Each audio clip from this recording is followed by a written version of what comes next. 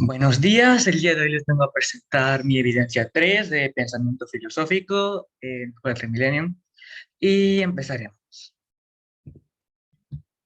Ah, primero definiremos la importancia de la filosofía. Para esto primero definiremos qué es la filosofía.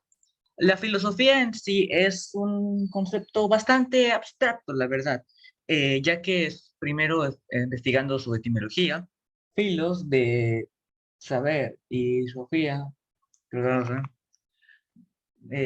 amor era básicamente el amor por la sabiduría. Es un concepto bastante abstracto y que no da a entender, pero básicamente es el amor, el amor al saber. Eh, y gracias a este amor, bueno, gracias a este interés por el saber, es donde se hacen dudas, se generan dudas de querer explicar. Básicamente la filosofía se basa en la idea de querer entender todo lo que nos rodea y todo lo que nos asombra.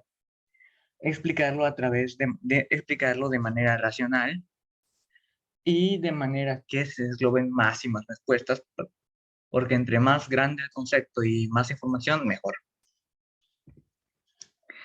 Las preguntas más importantes que se han descubierto para construir la filosofía de vida.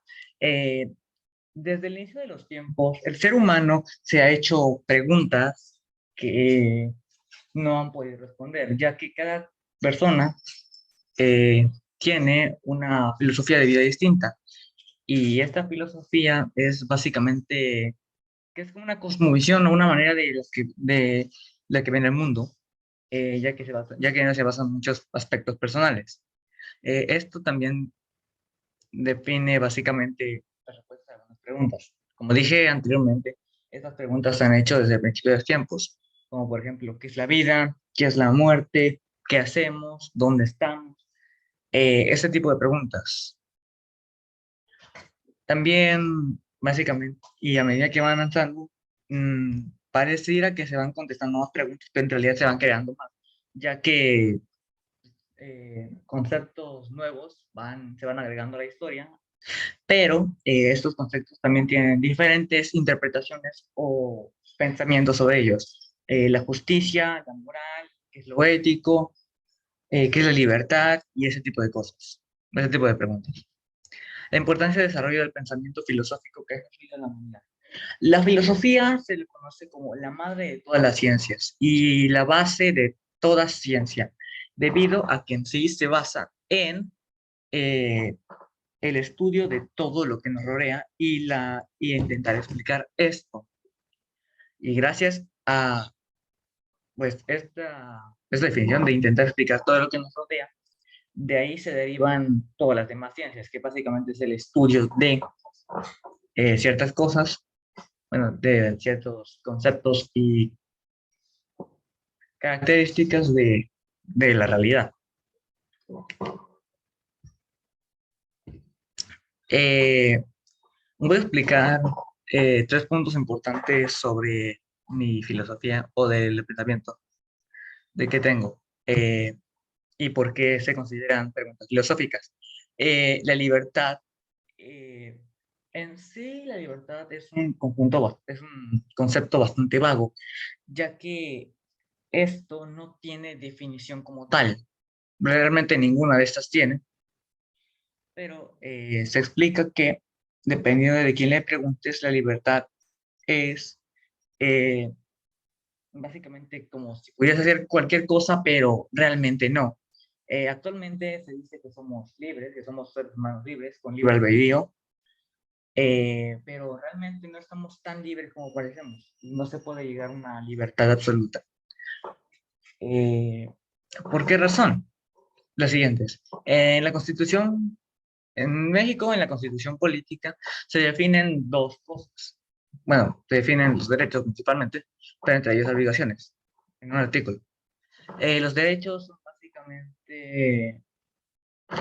son las reglas y normas que se deben acatar. Estas están en la Constitución política y rigen, o supuestamente rigen toda la sociedad y cómo se debería comportar para que el ser humano no caiga en una anarquía. bueno, para que las personas no caigan en una anarquía. Eh, en uno de estos, y también, no, esas son las obligaciones. Los derechos son básicamente los beneficios, por así decirlo, de ser ciudadanos, que nos protegen para que no, para que no haya caos y ese tipo de desastres. Y las obligaciones son básicamente, eh, por así decirlo, las normas que debes acatar. Las demás también se deben acatar, pero estas son básicamente que sí o sí tienes que hacerlo. No sé si me explico. Todos tienen que hacerlo bien, correctamente, pero las obligaciones son un tipo de normas especiales que no protegen, sino que eh, efect- afectan tu propia persona para que hagas acciones o pensamientos, ese tipo de cosas. ¿Cuáles son las formas con las que te expresas? Bueno, realmente en el mundo existen diferentes formas de expresar. El arte, la música, escribir notas, poemas, etcétera. En el caso de la filosofía, yo pienso que es la forma en la que actúas, ya que tu filosofía es básicamente la manera en la que ves el mundo. Eh, y la manera en la que ves el mundo define cómo eres, cómo es tu personalidad y cuáles son tus pensamientos. Por eso la forma en la que actúas es la mayor manera de expresar la filosofía. Y una reflexión sobre de mi filosofía de vida. eh, lo divido en dos, un autoanálisis mío y mis pensamientos. En mi autoanálisis yo principalmente digo que mi personalidad me define. Esto debido a que eh, todos mis pensamientos seguían, bueno, esto sí parece que mi personalidad me define, yo principalmente según mi personalidad me define pues mi propio juicio, mis experiencias de vida definen este juicio y el pasado evidencia mi crecimiento y existencia. Esto es más un tipo de, bueno, de pensamiento sobre la razón por la que existimos. Mi familia siempre es importante para mí, esto es algo que tengo muy claro. Y uno de los principales placeres y razones por la vivir es disfrutar los momentos como de la felicidad que existe. Otro análisis es que para enfrentar mis problemas tiendo a evitarlos hasta que pues ya no puedo evitarlos y me esfuerzo por superarlos. Ahora mis pensamientos. Los problemas son obstáculos que sí existen en esperar. Es doloroso, pero es verdad.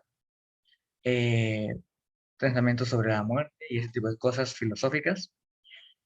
Eh, Mi meta de vida, bueno, por algo así, mis proyectos futuros son que necesito trabajar en una oficina, o así me veré en el futuro, trabajar en una oficina, o quisiera dormir en mi cama, quién sabe.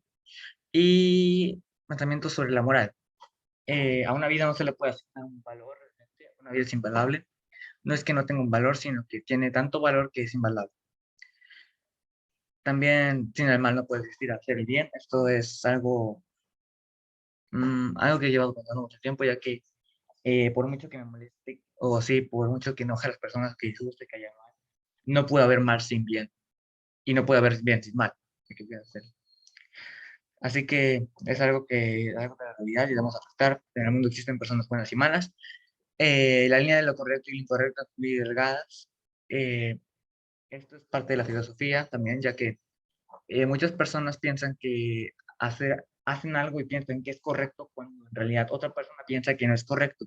Por eso la línea de lo correcto y lo incorrecto es muy delgada y esto depende de las propias personas. Y bueno, esto ha sido todo. Espero que os haya gustado mi evidencia y adiós.